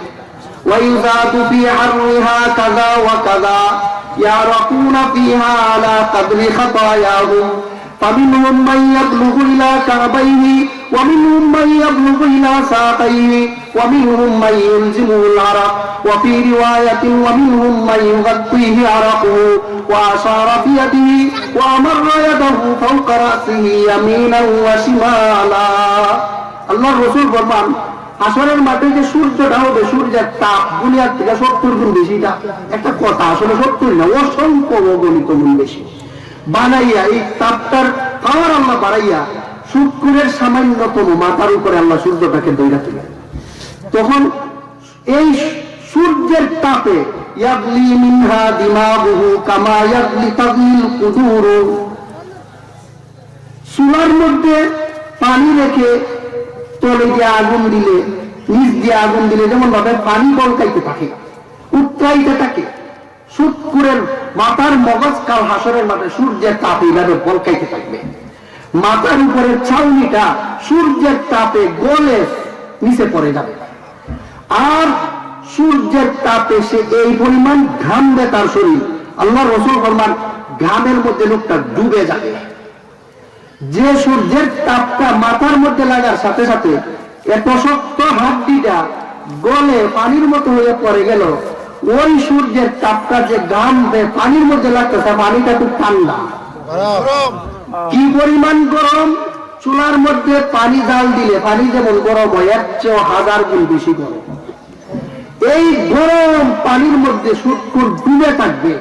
ঠান্ডা পানির মধ্যে একটা মানুষ যদি ডুবানো হয়, চুবানো হয়, শ্বাস ফলাইতে পারে না, কি পরিমাণ কষ্ট। আর সেই সুৎকুর এরকম কঠিন গরম উত্তপ্ত পানির মধ্যে ডুবে যাবে। একে তো পেটের ভিতরে সাপ আছে, একে তো জাহান্নামের আগুনের পোশাক তার গায়ে আছে, একে তো তারে সূর্যের তাপ তার উপরে পড়তেছে, আবার গরম পানির মধ্যে লোকটা ডুবে গেছে। এমনি এত গরম পানি হবে, হাদিস শরীফের মধ্যে আছে তার হাত একদিকে উড়ে যাবে, পা একদিকে উড়ে যাবে, সারা শরীর ছিন্ন বিচ্ছিন্ন হয়ে হাসরের মাঠের মধ্যে বের পড়ে থাকে। এই হলো সুৎকুরের হাসরের মাঠের সামান্যতম সাজা। শুধু তাই না, একটা প্রশ্ন এখানে জাগে যে সুৎকুরকে আল্লাহ পাগল বানাইয়া হাসরের মাঠে উঠাইবেন কেন? প্রশ্নটা আরো সুন্দর ভাবে বোঝার জন্য আর একটা কথা শুনুন। আপনারা আমার কথা বুঝতেছেন তো সবাই? না বুঝলে প্রশ্ন পাঠাবো। একটা প্রশ্ন এখানে, প্রশ্নটা হলো হাসরের মাঠে কিন্তু সব মানুষের এক অবস্থা হবে। হাসরের মাঠে দেখা যাবে কিছু মানুষের শরীর এইভাবে বাঁকা হয়ে গেছে, এইভাবে। জানতে চান কারা তারা? মনে চায়নি জানতে? হাদিস শরীফের মধ্যে আছে আল্লাহ রাসূল ফরমান, عن أبي هريرة رضي الله تعالى عنه قال قال رسول الله صلى الله عليه وسلم من كانت عنده امرأتان فلم يعدل بينهما جاء يوم القيامة وشقه مائل أو قال ساقط أو كما قال عليه الصلاة والسلام। আল্লাহ রাসূল ফরমান, হাসরের মাঠে দেখা যাবে কিছু মানুষ এভাবে বাঁকা হয়ে রয়েছে, তারা সোজা হইতে পারতেছে। প্রশ্ন হলো তারা কারা? রাসূল ফরমান তারা হলো ওই সমস্ত লোক যারা দুনিয়ার থাকতে বিবি ছিল 2-3 জন, একাধিক বিবি তার ছিল, কিন্তু 2 বিবির মাঝখানে সে ইনসাফ করে চালাইতো না, একজনের দিকে ঝুঁকে থাকতো, আরেকজনের লক্ষ্যাইয়া রাখতো। এমন মানুষ নাই? হাসরের মাঠে এই লোকগুলো আল্লাহ বাঁকা করে উঠাইয়া বুঝাইবেন সেই একদিকে ঝুঁকা ছিল, তাকে আল্লাহ সোজা হইতে দিবেন না। হাসরের মাঠে এলো এক দলের অবস্থা। হাসরের মাঠে দেখা যাবে আরো কিছু মানুষ আছে। আমি কিন্তু একটা প্রশ্ন বোঝার জন্য এই কথাগুলি বলছি, আমার আলোচ্য বিষয় সুদ, সুদের বিষয়টা বোঝার জন্য এগুলি বলা হচ্ছে, একটু মনোযোগ দেখুন। হাসরের মাঠে দেখা যাবে কিছু মানুষের জিহ্বা 2টা, আর 2টা জিহ্বা দিয়া দাউ দাউ করে আগুন জ্বলতেছে। জানতে চান তারা কারা? আল্লাহ রাসূল ফরমান, আম্মার রাদিয়াল্লাহু তাআলা আনহু قال قال رسول الله صلى الله عليه وسلم من كان ذا وجهين في الدنيا كان له يوم القيامة لسانان من نار। আবু দাউদ শরীফের হাদিসে আল্লাহ রাসূল ফরমান, যে লোকটা দুনিয়ার থাকতে একজনের কথা আরেকজনের কাছে গিয়ে লাগায়, এর কথা এর কাছে, এর কথা এর কাছে গিয়া লাগাইয়া পুরাটা সমাজের মধ্যে সুকর করে করে খালি জোগরাটি লাগায়, তাল লাগানি জায়গায় কয়। এই তালাতালি কর্মওয়ালা লোক আমরা সমাজে নাই। এই তাল লাগাওরা মুনাফিক মার্কা মানুষ যারা, 2 মুখ্য মানুষ যারা, এদেরকে আল্লাহ রাব্বুল আলামিন হাসরের মাঠে এমন ভাবে উঠাইবেন, এদের জিহ্বা হবে 2টা, আর 2টা জিহ্বার মধ্যে দাউ দাউ করে আগুন জ্বলতে থাকবে। মানুষ দেখতেই বুঝবো তাই দুনিয়ার থাকতে 2 মুখী আসবা। হাসরের মাঠে আরো একদল মানুষ দেখা যাবে, তারা পিঁপড়ার মতো। দুনিয়ার তো আমরার মতোই ছিল, কিন্তু হাসরের মাঠে কার মতো? জানতে মন চাইনি এরা কারা? হাদিস শরীফে আল্লাহ রাসূল ফরমান, আন ইবনে শুআইব আন নাবিহি আন জাদ্দিহি আন্না রাসূলুল্লাহ সাল্লাল্লাহু আলাইহি ওয়াসাল্লাম قال يحشر المتكبرون يوم القيامة أمثال الذر في صور الرجال يغشاهم الذل من كل مكان يساقون إلى سجن في جهنم يقال له بولس تعلوه النار الأنيار يسقون من وصارة أهل النار طينة الخبال। আল্লাহ রাসূল ফরমান, হাসরের মাঠে দেখা যাবে কিছু মানুষ পিঁপড়ার মতো উঠতেছে। দুনিয়ার থাকতে কত বড় সড়ো লোকটা ছিল, 3.5 হাত বডি ছিল তার, কিন্তু হাসরের মাঠে পিঁপড়া। হাঁটা চলায় আমরা উঠতে বসতে অনেক সময় অনিচ্ছা বসত পায়ের নিচে পিঁপড়া ভরেনি, কথা নাই। আমরা চলাফেরার সময় অনেক সময় অনিচ্ছা বসত পায়ের নিচে পিঁপড়া পড়েনি। হাসরের মাঠে এই সমস্ত লোক যারা পিঁপড়ার আকৃতিতে উঠবে, এরা হাসরের মাঠে মানুষের পা দ্বারা বর্তা হয়ে যাবে। প্রশ্ন হলো এরা কারা? আল্লাহ রাসূল ফরমান যারা দুনিয়ার থাকতে অহংকারী ছিল, নিজেরা বড় মনে করত, জীবন হোক কাউকে আগে বাইরা সালাম দেয় না, খালি অপেক্ষায় থাকে আমার এসে সালাম দিতা। এখন 10:30 জানাইল, আর 2-3 মিনিট আছে। তারা দুনিয়ার থাকতে টাকার পাগল হয়ে যায়। দেখুন কিভাবে একটা মানুষ আর একটা মানুষের কাছে যখন ঋণ আনতে যায়, দিলের সাদে খুশিতে না টেক্কা একটা লোক আমার কাছে গেল 500 টাকা আনতে, 1000 টাকা আনতে, আমি তার এমনি সহায়তা করতাম, এটা আমার মানবতার দাবি ছিল। কিন্তু তা না কইরা এই লোকটা এতদিন পর্যন্ত তো 500 টাকার তার শখ ছিল, আমার কাছ থেকে ঋণ নিলে তার এখন 600 টাকা 700 টাকার পরিশোধ করার চিন্তা করা লাগে। আগে তার ভিতরে যত টাকার চিন্তা ছিল, এখন তার টাকার চিন্তা কমছে না আরো বাড়ছে। সুদপুর যে লোকটা, এই লোকটার তো একটু বিবেককে জিজ্ঞেস করার দরকার ছিল যে আমি একটা অভাবগ্রস্ত লোকের কাছ থেকে কিভাবে আমি চিনাইয়া নিতেছি, কিন্তু তার বিবেকে তখন কাজ করে না, কারণ তখন সে টাকার পাগল হয়ে যায়। এই জন্য আল্লাহ রাব্বুল আলামিন কাল হাসরের মাঠে সুদপুরকে বাঁকা না বানাইয়া, পিঁপড়ার সুরতে না বানাইয়া পাগল বানাই উঠাইবেন। আল্লাহ বুঝাইতে চাইবেন দুনিয়ার থাকতে সে টাকার পাগল ছিল, গরিবের রক্ত চুষাই রাক্ষসে খাইত। শুধু তাই না, পাগলের মধ্যেও কিছু পাগল আছে কেউ সাথে লাগে না, ওই নিজে নিজে ঘুরে রয়েছে, স্টেশনের মধ্যে একবার ঘুমাই দিছে, খবরও নাই, তালে আছে। আর কিছু পাগল আছে দৌড়াইয়া মানুষের মারে, কথা বলেন ঠিক কিনা? কিছু পাগল আছে বেহুশ হয়ে ঘুরে রয়েছে, উস্তাইলেও কইতে পারে না। আর কিছু পাগল আছে আপনি তারের কাছে গেলে লাঠি লিয়া দৌড়ায়, এমন হয়নি? হাসরের মাঠে আল্লাহ সুদপুরে যে পাগল বানাইবেন, এটা ওই অচেতন পাগল না, এটা হলো দিনে দইরা ভূতে দইরা একটা মানুষকে এমন পাগল বানাইছে তার দ্বারের কাছে কেউ যাইতে পারে না, লাঠি লিয়া দৌড় চালায়। প্রশ্ন হল স্টেশনে যে পাগল করে তাকে এইরকম পাগল না বানাই আল্লাহ অশৃঙ্খল সঙ্গীল পাগল কেন বানাইলেন? প্রশ্ন জাগেনি? মুফাসসিরিন কেরাম তাফসীরের কিতাবে উত্তরে লেখেন, যদি নিরিবিলি পাগল বানাই আল্লাহ সুদপুরে উঠাইতেন, তা হাসরের মাঠে একটু না পয়রা থাকতো, কেউ কইতেও পারতো না। কিন্তু অশৃঙ্খল মাতাল অবস্থায় উঠলে হাউ মাউ করে যখন পুরো হাসরের মাঠ চিৎকার করে অশৃঙ্খল পরিবেশ সৃষ্টি করবে, তখন পাশের মানুষরা দেখতে চাইবে তাকে, আর দেখতে চিনতে পারবো লোকটা দুনিয়ার থাকতে গরিবের রক্ত চুষা খাই। যদি এমনি পাগল হইতো কেউ দেখলো না রে, আর অশৃঙ্খল পাগল হওয়ার কারণে মানুষ তাকে দেখবে, বলে না দেখলে যে পরিমাণ বেইজ্জত হইতো, দেখলে এর চেয়ে আর বেশি বেইজ্জত হবে কিনা? এই বেশির থেকে বেশি সুদপুরকে বেইজ্জত করার জন্য আল্লাহ রাব্বুল আলামিন হাসরের মাঠে অশৃঙ্খল পাগল বানাই উঠাইবেন। সুদপুরের হাসরের মাঠে আরো অনেক সাজা আছে, আর একটা সাজা বলে আমি শেষ করে দিব ইনশাআল্লাহ। আমি আগেই বলছি কথাগুলো আমি বলবো না, হয়তো কোরআনে নয়তো হাদিসে আছে। আপনারাই বলুন, যে সমস্ত লোকেরা সুদ খায়, এরা মানুষের দিত চায় না, মানুষ থেকে খালি নিত চায়। লোকটা দানশীল না কৃপণ মিজাজের হয়? আল্লাহ পাক রব্বুল আলামিন তাদের ব্যাপারে বলেন, وَمَا يَحْسَبَنَّ الَّذِينَ يَبْخَلُونَ بِمَا آتَاهُمُ اللَّهُ مِنْ فَضْلِهِ هُوَ خَيْرًا لَهُمْ بَلْ هُوَ شَرٌّ لَهُمْ سَيُطَوَّقُونَ مَا بَخِلُوا بِهِ يَوْمَ الْقِيَامَةِ وَلِلَّهِ مِيرَاثُ السَّمَاوَاتِ وَالْأَرْضِ وَاللَّهُ بِمَا تَعْمَلُونَ خَبِيرٌ। যে সমস্ত লোকেরা দান করতে চাও না, খালি গরিবের মাল না হালালে হারামে জমায়, এই কৃপণ স্বভাবের মানুষ যারা, আল্লাহ বলেন, হে ওই সমস্ত সুদখোর কিপটা কৃপণ মানুষ, তোমরা মনে করো না খুব ভালো কাজ করছো, তোমরা তোমাদের কপালে কুড়াল মারতেছো।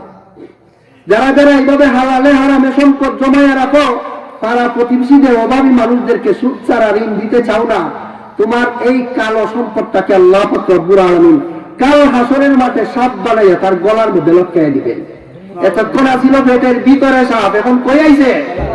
গলার মধ্যে আসছে। এত মারাত্মক বিষাক্ত সাপ, এটা যদি একবার কাউকে দংশন করে 40 বছর পর্যন্ত হাউ মাউ করে চিৎকার করতে থাকবে শুধু একবারের দংশনের জ্বালা। এইভাবে একবার দুইবার না, মাথা থেকে পা পর্যন্ত অগণিত সাপ তাকে দংশন করতে থাকবে আর বলতে থাকবে না কাঞ্জুকা না মালুকা, আমি দুনিয়ার থাকতে তুমি যে অসহায় মানুষের সম্পদ মাইরা জমাইতাই, সেই সম্পদ আজকে তোমার জন্য কাল হইয়া দাঁড়াইলাম। আমরা যদি কেউ এইভাবে মারতে আগায়, আমরা হাত দিয়ে নিজের বাঁচানোর চেষ্টা করিনি। আমরা যদি একজনের বাড়ি দিতে চাই, আপনি হাত জাটকাইবেন না। এই লোকটা যখন সুদকুরকে যখন সাপে দংশন করতে চাইবে, তখন সে হাত দিয়ে চাইবে নিজের বাঁচাইতে। আল্লাহ রাসূল যখন চাইবে সে হাত দিয়ে নিজেকে বাঁচাইতে, সাপে আঙ্গুলের আগা থেকে নিয়ে এই পর্যন্ত পুরাটা হাত চুরমার করে দিবে, একবারে গিলে শেষ করে গেল। এখন আর নিজের বাঁচানোর মতো অস্ত্র নাই। তখন সাপে মাথা থেকে পা পর্যন্ত তাকে দংশন করতে থাকবে আর বলতে থাকবে হাওয়ালে হারামে যে দুনিয়ার জমাইয়া খাইতে মজা শিখ কেমন থাকে। শুধু তাই না, আরেকটা সাজা, এটাই শেষ। আল্লাহ পাক রব্বুল আলামিন বলেন, والذين يكنزون الذهب والفضة ولا ينفقونها في سبيل الله فبشرهم بعذاب أليم يوم يحمى عليها في نار جهنم فتقوى بها جباههم وجنوبهم وظهورهم هذا ما كنزتم لأنفسكم فذوقوا ما كنتم تكنزون। যে সমস্ত লোকেরা দুনিয়ার থাকতে সুদ ঘুষ ইত্যাদির মাধ্যমে হারাম সম্পদ শুধু জমাইতো, গরিবদেরকে চাইলে দিত না, খালি খাওয়ার চিন্তা, দেওয়ার চিন্তা নাই। আল্লাহ রাব্বুল আলামিন এই হালালে হারামে যে সম্পদ জমাইতো, এই সম্পদটাকে আল্লাহ তাআলা পিতল বানাইয়া হাসরের মাঠে জাহান্নামের আগুনের ভিতরে ঢুকাইয়া দিবেন। তো পিতলকে যদি জ্বলন্ত আগুনের ভিতরে ঢুকাইয়া দেওয়া হয়, কিছুক্ষণ পরে এটার পিতল থাকবো না, আগুন হয়ে যাবে। এই আগুন উত্তপ্ত গরম বানাইয়া এই পিতলটাকে আল্লাহ রাব্বুল আলামিন ফেরেশতাদেরকে বলবেন, তোমরা তার দেহের মধ্যে এটা লাগাও। তখন ফেরেশতারা এই গরম এই পিতলটাকে তার মাথার মধ্যে লাগাবে। কুরআনে আল্লাহ বলেছেন শরীরের প্রত্যেকটা জায়গার মধ্যে লাগাইতে থাকবে আর বলতে থাকবে, যুকু মা কুনতুম তাকনিজুন, মজা শিখো মিয়া, দুনিয়ার থাকতে তো তুমি হালালে হারামে জমাইতা। কেমন লাগে এখন মজা শিখো না? তো শরীরের মধ্যে লাগানোর সাথে সাথে শরীরের রক্ত, গোশত, চর্বি যেটা আছে, এইগুলোর দ্বারা এইটার পানির মতো হইয়া যখন এগুলো নিচে পড়তে থাকবে, তখন অনেক সময় এই লোহাটা, এই পিতলটা ঠান্ডা হওয়ার উপক্রম হবে। আল্লাহ রাসূল বলেন, সুফিয়াত লাহু সাফায়ু মিন নার ফাউহমিয়া আলাইহা ফি নারি জাহান্নাম ফায়ুকওয়া বিহা জামবুহু ওয়া জাবিনুহু কুল্লামা বারাদাত উঈদাত লাহু ফি ইয়াওমিন কানা মিকদারুহু 50 আলফ সানা হাত্তা ইউকযা বাইনাল ইবাদ।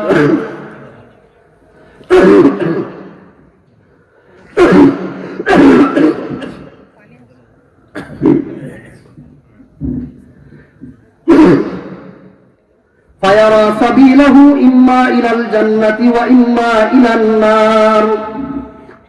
হুজুর ফরমান, যখন লোক তার শরীরের মধ্যে গরম পিতলটা লাগানোর পরে তার শরীরের রক্ত মাংস লাগিয়ে একটু ঠান্ডা হওয়ার উপক্রম হবে, তখন আল্লাহ ফেরেশতাদেরকে বলবেন, আবার জাহান্নামের মধ্যে গরম করে আবার লাগাও। এইভাবে তার শেষ ঠিকানা জাহান্নাম হওয়ার আগ পর্যন্ত হাসরের মাঠে এইভাবেই তাকে সাজা দেওয়া হইতে থাকবে। আর বলা হবে, মজা শিখো মিয়া, দুনিয়ার থাকতে তো গরিবের মাল হয়ে খাইতে। এইভাবে সুদখোরদেরকে হাসরের মাঠে, কবরে, হাসরে, মৃত্যুর গাঠিতে আযাব দেওয়া হইতেই থাকবে, হইতেই থাকবে। শেষ পর্যন্ত তাদের ঠিকানা হবে জাহান্নাম। কিভাবে বেইজ্জত হইয়া জাহান্নামে যাবে সেই হাদিসটা আরেকটু লম্বা, সময় নাই। যতটুকু বলা হলো আমার কথাগুলি আপনারা বুঝছেন তো?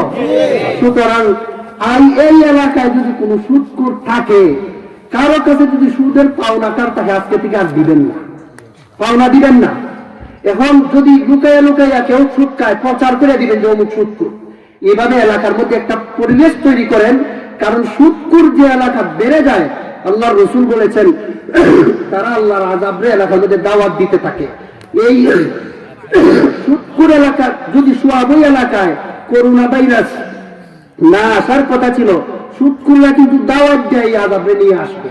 কারণ হাদিস শরীফে আল্লাহর রাসূল বলেছেন ইযা যাহারা ফি কওমিন রিবা ফাকাদ আহাল্লু কওমাহুম বিআযাবিল্লাহ।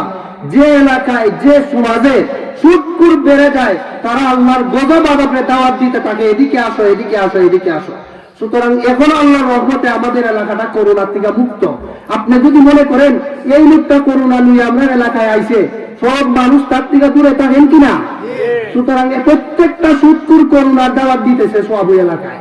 সুতরাং এদেরকে বয়কট করা দরকার, এদের থেকে সম্পর্ক ছিন্ন করা দরকার, পারলে বিবাহ শাদী সহ সবকিছুর থেকে সুদকুরকে এড়াইয়া চলুন। ইনশাআল্লাহ আপনাদের এই ভূমিকার কারণে দেখবেন সমাজে এই সমস্ত অভিশপ্ত লোক কমতেছে, ভালো লোকগুলি বাড়তেছে, গরিবরা কিছু ভালো ঋণ পাওয়ার পথ খুলতেছে। আল্লাহ রাব্বুল আলামিন যে কথাগুলো আমরা শুনলাম বুঝার ও আমল করার তৌফিক দান করুন, আমিন। সুবহান রাব্বিকা রাব্বিল ইজ্জাতি আম্মা ইয়াসিফুন ওয়া সালামুন আলাল মুরসালিন ওয়া আলহামদুলিল্লাহি রাব্বিল আলামিন।